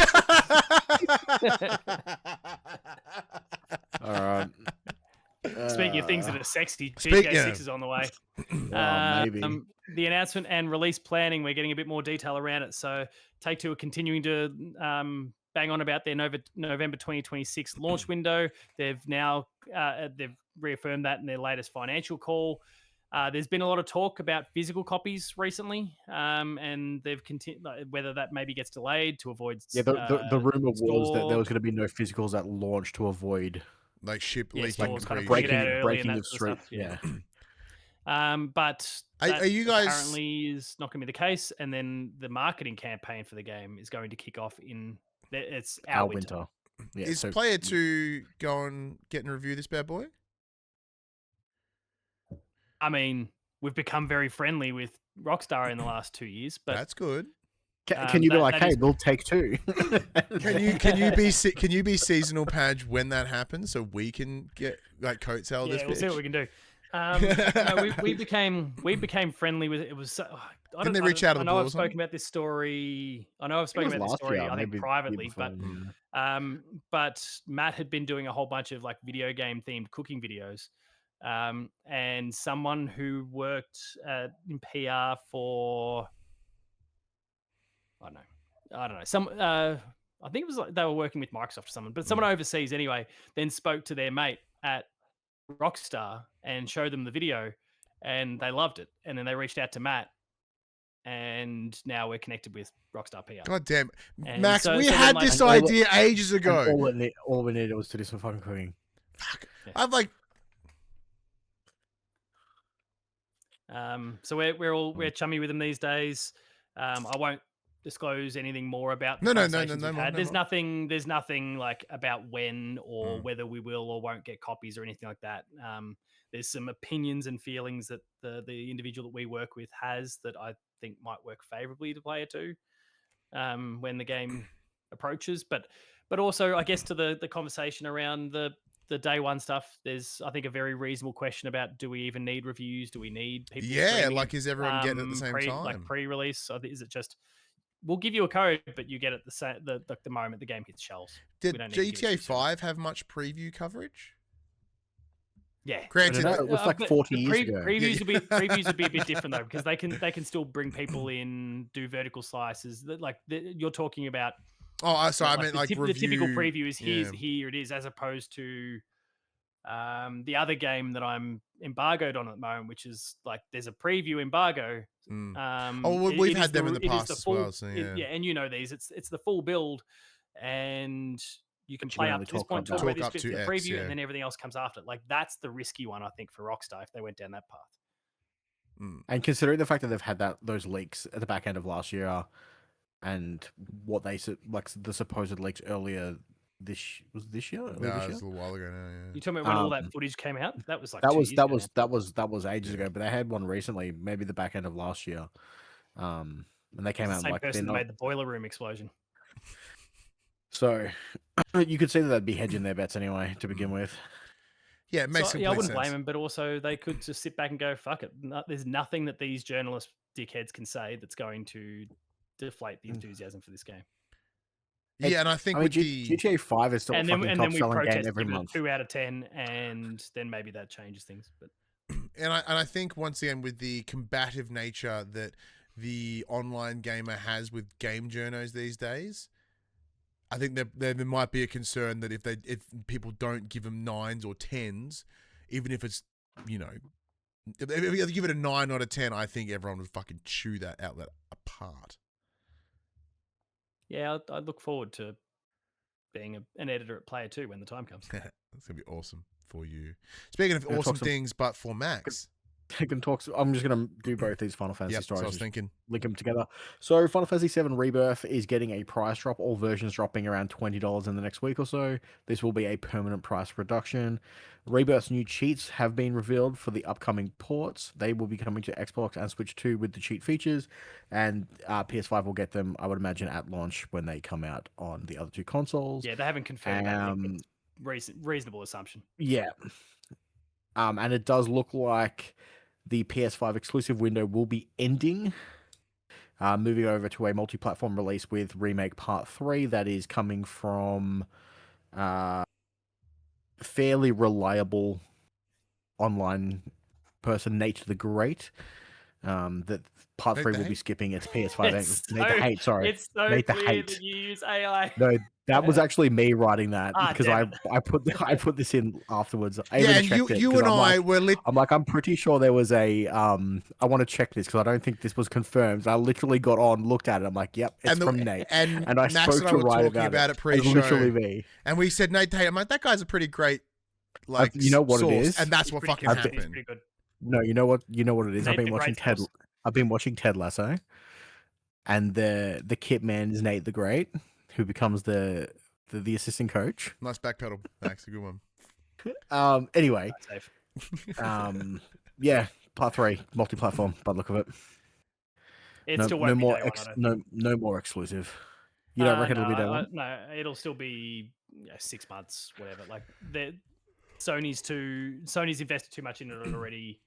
And I doubt the deal would be for the negotiations will be about closing the gap further. That when that PC version comes out, that then Xbox and Switch will be same day. Good luck to the Switch 2 trying to run that bad boy. I think it's already going to struggle with Rebirth, but anyway. Yeah, I don't think it's. I guess it depends. I guess it depends. Did they make this deal at the start and said we want all three to come out to us first? You'd imagine so, right? Or is it a game by game basis? Maybe it's game by game with the game. So it's all three, but game by game. Because the marketing for this hasn't kicked off yet. So it's not like we've only seen it at like PlayStation shows. No, yeah, exactly. Right, so no, I'm pretty confident. Let's have a look. Let's see. Probably do MGB in the chat. They'll probably do a physical release, but although that was about the GTA, I'm not surprised that Square would want it to be multiplayer, especially after putting Remake and Rebirth on Switch 2. Now, if it sells well on Switch, I imagine there would be an incentive to close that gap further. Well, didn't they say that they haven't been selling? They have their retention hasn't been great, and they haven't been selling well, so they may as well put it on everything all at once anyway. Didn't this happen with 16 and with Part 2? Yeah, I guess, but I know they made because I remember it not selling well on Xbox. Oh, I mean, Xbox is doing nothing. It's just the Nintendo numbers that are relevant to this. Yeah, so like MGB got a very good point. Like it could be to bridge the gap between the PS5 and Switch 2. That makes sense. So it's not about Microsoft isn't in consideration here. So when we say all platforms, we really mean the main two, which is PlayStation. It'll come to Xbox too, but it's less nothing. give a shit. It contributes nothing. Yeah. Speaking of twos, we don't want to exclude people, but yeah. Speaking of twos that contribute nothing, Overwatch had a rename this week. It was originally Overwatch 2. Now it is just back to Overwatch done. So they've dropped the 2, and to celebrate, they've added 5. That's bad. It should have been a 2. 5 new heroes, as well as another 5 that are coming out later in the year. Consider this a soft reboot. I think technically they come out on the 10th, so they come out in like 2 days' time. Yeah. What the fuck? Like, I get it, because, like, what they... Essentially, like, Overwatch was a multiplayer-only, big idea of a game. Then they were like, we're going to make 2. It's going to have that multiplayer. It's also going to have this single-player experience. It's going to be awesome. It's PvE. And then they never delivered it. So I guess they're now going, well, we never delivered it, so I guess it's Overwatch 1 now. No, do you know what? You know what it is? They're going to take their Overwatch 1 numbers and their Overwatch 2 numbers, boom, and they're going to join them together and be like, "Hey, our game is successful." Fuck, that's a really good idea. I think Blizzard being Blizzard, they've spent a lot of time working through this, and they realize that this is going to do a bit to bring people back. Well, I guess the couldn't care new less heroes about and stuff Overwatch. would. But I think they'll get people on board for this. I guess our last story there that Betson skipped, and I'm okay with that because Did I I? didn't want to have to talk about Overwatch. Oh, Yeah. The PS5 is now officially outsold the PS3. Currently, it's I guess according to the latest numbers, it's now at 92.2 million units sold versus the PS3, which had approximately 87 million units.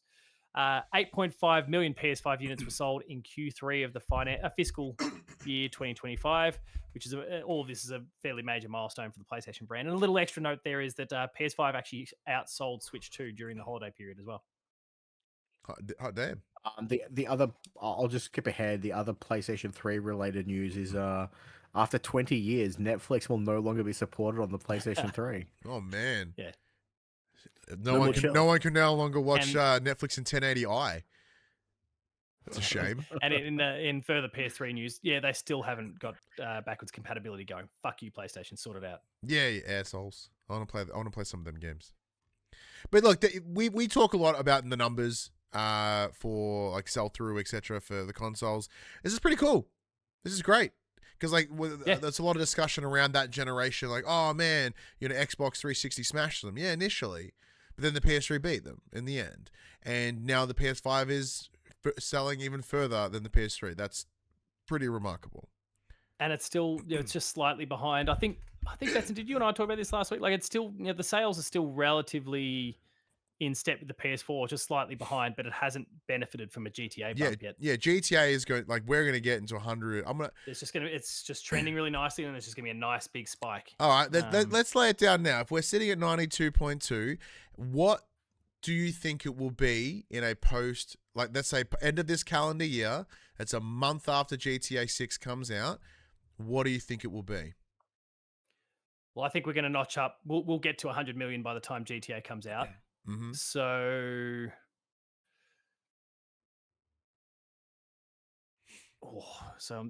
in my head, I just went to 110. Like that's 10 million units. I went 120, and then but once again, you got till the end of the year, Paj. If you think that they're going to get, I reckon like they got 8 in the busy holiday buying window.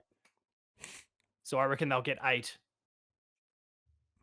It'll take longer to notch up another 8 in this pre-GTA world. Like I think they'll get. Or people 8 start buying roughly. them now in advance. Like I'm a big for me. I'm like, do I get a Pro ahead of GTA sales? I just think the more natural, like the natural numbers, they'll get another 8 or so between now and when GTA comes out, and then you get this big spike. And so I think they'll sit about 110. Like my original number was 120. I'm gonna say I'm gonna say around the last time we had like reliable numbers of how many active PS4 users we had was back in early 2024, and that was sitting at 49 million. So in the apparently as of what was it, mid 2024, there was 49 million active PS4 users. So that was what, two years ago now. Oh yeah. Okay, so you'd have to imagine that in the last 2 years, where they've probably sold what, couple of tens of millions of PS5s. I wonder how much of that user base is left to upgrade now. I don't know if we'll see a big uptick by the time. So what's your then now conservative guess? I think we'll hit 100, but I think it'll be just over. Because I'm gonna go 112. You got 112. I know we're looking at PS6 being delayed and whatnot. Are we playing Price's Right rules there? Did you just go like, because I said 110, did you just slip to 112 just to pip me? Yeah, well, I was gonna say my original.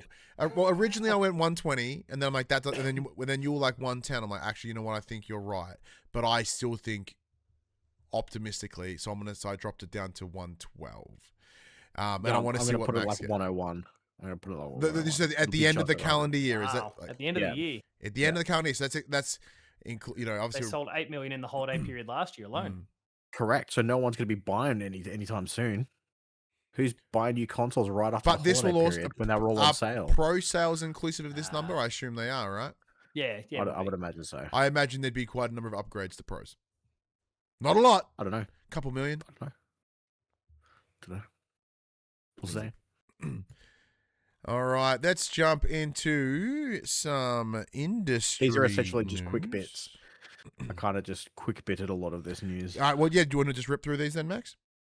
Cool. Baldur's Gate 3 is going to become a HBO series. HBO is developing a live-action Baldur's Gate 3 series. It will be taking place after the game's ending, and they have decided to not involve Larian Studios in their work. Bold So to strategy. Colin. suck. Absolute bumhole. Forza Horizon 6. Oh, speaking of like cross-save random pieces of like gaming Someone- content that could suck arseholes, you guys interested in seeing that new Silent Hill movie? No. No. I do. I'm sure I read somewhere that someone from Larian's popped up and said, no, they're talking to us. Like we're not. well, a yeah, part of the for like project, but IP they're- conversation, yeah. But they are like trying to get I- some I- insights and those sorts of things. From the 3 articles I saw, apparently they're not involved, but I could be wrong. No, they won't be involved in the thing. It'll just be. Yeah. Talk to us about. And I think it was decision Craig making, that- Mazin was doing it. Yeah, yep. Yes. Yeah.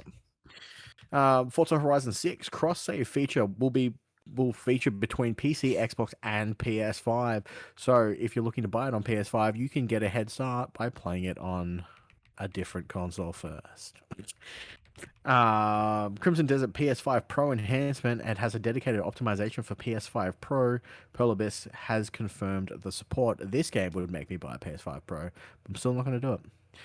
The Division Definitive Edition just came out of nowhere. It would do it, but I won't do it because fuck you. I'm trying to make a point. Division Because I'm Definitive Edition stubborn, came out damn of it. nowhere and only released a PS4 version. $80. And it is just bundling all the DLC from the original. That's all it is. It's Yep, that is generally what a Definitive Edition does. wild to me. Absolutely Um, wild. If you want to check out Capcom's Pragmata, it is available now as a demo called yeah. The Sketchbook, and it's about 6 gigs, so it's tiny. Yeah, well, is it the same demo that was on PC? Maybe? I don't know. Yeah, There it'll was be a the demo same demo that was I would imagine. PC and Switch 2. Mm. It's just coming multiple places now. That's it. Quick bits. Nice. Well, let me just do this. And let's jump over here. For these are the games that are coming out this week, including, if you thought to play a demo or if you like look at this Division news and you're like, oh, that sucks. I want to play PS5 games. Here we go. February 10th. You can play Crisol. It's like Risol. Give me a Risol. The Theatre of Idols. Fuck, the Australian accent's disgusting. The Crisol Theatre of Idols. PS5. February 11th, Romeo is a dead man. PS5. February You need 12th. to continue this the whole way through now, right? BlazBlue Entropy Effect X. PS5. Chroma Gun 2 Die Hard. That's DYE. PS5. Disciples Domination. PS5. I'm starting to get there's a little bit of wog sneaking in there. It's starting to hurt you too.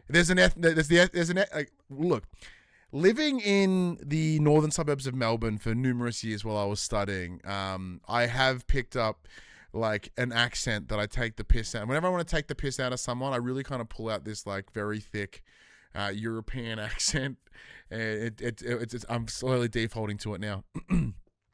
Pure Pool Pro PS5. That was a good one. Cool. Good is one word for it. Ride fun 6. fact, just to interject really quickly. Fun fact: Pure Pool Pro, Peel apparently has an 8K resolution. We can find. Wait, what the fuck? They told us. I'd play an 8K pool game. We can finally use that fucking 8K on our PS5s. There's no 8K setting on that On bitch. all of those 8K TVs out there. Ride 6 PS5, Yakuza Kiwami 3, and Dark Ties PS5 and PS4. You're actually still not doing too bad. It's giving me a little bit of look at Moy. Yeah, it's a little bit. I went a little bit ethnic, and now I'm heading a little bit Kath and Kim. Look High at on Moy, Life look at 2 PS5, Reanimal on PS5, and Rune Factory Guardians of Azuma PS5. There you go. Yeah, this is from the PlayStation Store. Experience stunning visuals at up to 8K native on PlayStation 5 Pro. Does it fucking High export at 8K? High fidelity reflections and enhanced physics engines tuned for lifelike spin, swerve, and more. Tuned. Tuned. Gonna tune it. Rune Factory though. Rune Factory's an off little. It's super ass weeby farming game, isn't it? Yeah, with a lot of RPG in it too. No, that was pretty good. Do you remember we played one? I like me an a while RPG. ago? I don't even like Rune Factory. Yeah. High on life Too though. much, I'd rather too much punch farm my- sim. It's too weeby. Not Too enough much farm. farm sim, not enough RPG. Exactly, not enough farming, too much webs. High on life though, I'd rather punch myself in the weenus. Like the joke of that first game lasted a whole 5 minutes. The game was way too long. Maybe they learnt their lesson. Maybe they learnt from it. Doubt it. And old mate's not working on it anymore, is he? Because he's been driven out of town. Yeah, he's all been yelled at for being a butthole. So I guess he's not around. They don't really talking to him High on anymore. Life 2 double down, mate. But yeah, Actually, no. Romeo's a Dead Man. That was the one that's been rocked up at a state of play. I asked for, I jumped on a press That's engine. I sick. was like, "Can we get a code?" And they went, "No." I'm like, "Thanks anyway, man." So I don't know. Romeo Dead Man looked pretty cool. Let me see if I can provide you details. Oh, I don't care that hard. I was just like, it was just scrolling through press engine. I was like, sure, bam, Max. okay. Either way, I've no Yakuza Kiwami recollection. 3 is probably the I have big no one. I have no recollection of this at all. Romeo's a Dead Man. Yeah. It's the I'm new like- Suda 51 game. But yeah, Yakuza Kiwami is probably the big one, especially as I'm currently playing Yakuza Kiwami 1 and having a blast. I don't think I'm going to be able to finish 1 and 2 and get to 3 in the next 4 days at time of recording. Oh yeah, I remember this one. But yeah. Alrighty then. Let's put upcoming games, and the time is this, which means it's time to get out of here. Big thank you to everyone for taking the time. As always, I say it each and every week, time is the most precious thing, the most valuable thing we have in this world, and we thank you for choosing to spend some of that time with us. This is Penultimate Paj. We have one more episode of Seasonal Paj in us for the beginning of this year. He may rock up sporadically, but he may, come back hopefully later in the year just to, I presume, claim his victory. in the Metacritic draft. I am watching it, so Max Unless is... Fable comes out and then Max wins. You've still got to rely on GTA not coming out. That's the one you got to be mindful of. The rest of my list is sold. They're not. There's no doubts about the rest of my list coming out. I don't think. But I was actually just looking at it before, so I'm going to quickly have another squiz now. Next minute, Hades 2 just doesn't come out on any other Oh console. yeah, that could Nintendo just fucking hoard that shit. They're like, well, it's going nowhere. that could derail my plans a little bit. But I'm optimistic about that one. But yeah, I guess so far we've only had 3 games on all of our lists come out. So Max, you're sitting on an 83 for Nioh. And then I've got an 86 for Nioh and an 83 for Dragon Quest VII Reimagined. And Ryan's got no points yet. No, that's not for me yet. I'm playing a very bad Resident late Evil is only a couple weeks away, and Pragmata not far behind it. And yeah, I only care about one of those games. It's Pragmata. Playing the game. No. Just playing the game. Yeah, it's what, like 2.5 weeks until Resi? Yeah, something like that. Yeah, end of the month. Yeah. Back end of this month, right? But Paj, how have you right when my found? assessments are due. Oh no. I say, Paj, how have you found your season on For the Players as we head into the It's not done yet. final one? Let me talk next week. I'm doing it when you don't like have the opportunity to bring, because I could start talking some mad shit now and be like, no, fuck it, I'm not going to bring it. No, on I'll next bring it back because that's funny.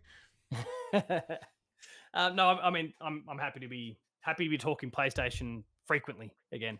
I probably I bulldozed my way through patch, dragging PlayStation stuff in where I can, but we do try to have lots of different topics of conversation there and change things up. It's not necessarily PlayStation related. It can be fucking whatever. I'm pretty sure. Yeah, last week's episode I called "Ubi So Fucked." That was a good one. Because of the situation they're in. It's nice to just get to my beat, my main beat again, and just focus on all things PlayStation and hang out with you guys too, which is always good. It is always a benefit, especially, like Max and I, like we've done this each and every week. We live right near each other. And we barely fucking see each other. Like this is our catching up. So it's nice to like have you as part of our like weekly catch up. It's been lovely because we chat all the time on the little group chat that we have. But it's nice to just actually be in the same room. Like I'd love to even get Joel, who's the fourth in our chat, in here again at some point because he's fucking a blast.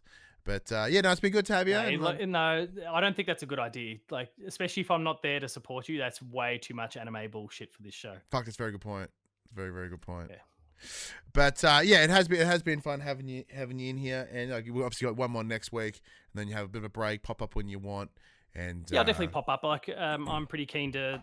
Like, I don't think I'll be the person reviewing Resident Evil when the time comes, but I'll be keen to kind of pop in and talk about it and the other game that I'm kind of been referring to that I'm embargoed on. I'll swing in and talk about that. And, and then obviously Yakuza Like a podcast is still in the works. Yeah, we've got to do Yakuza Like a podcast, and I think there'll be.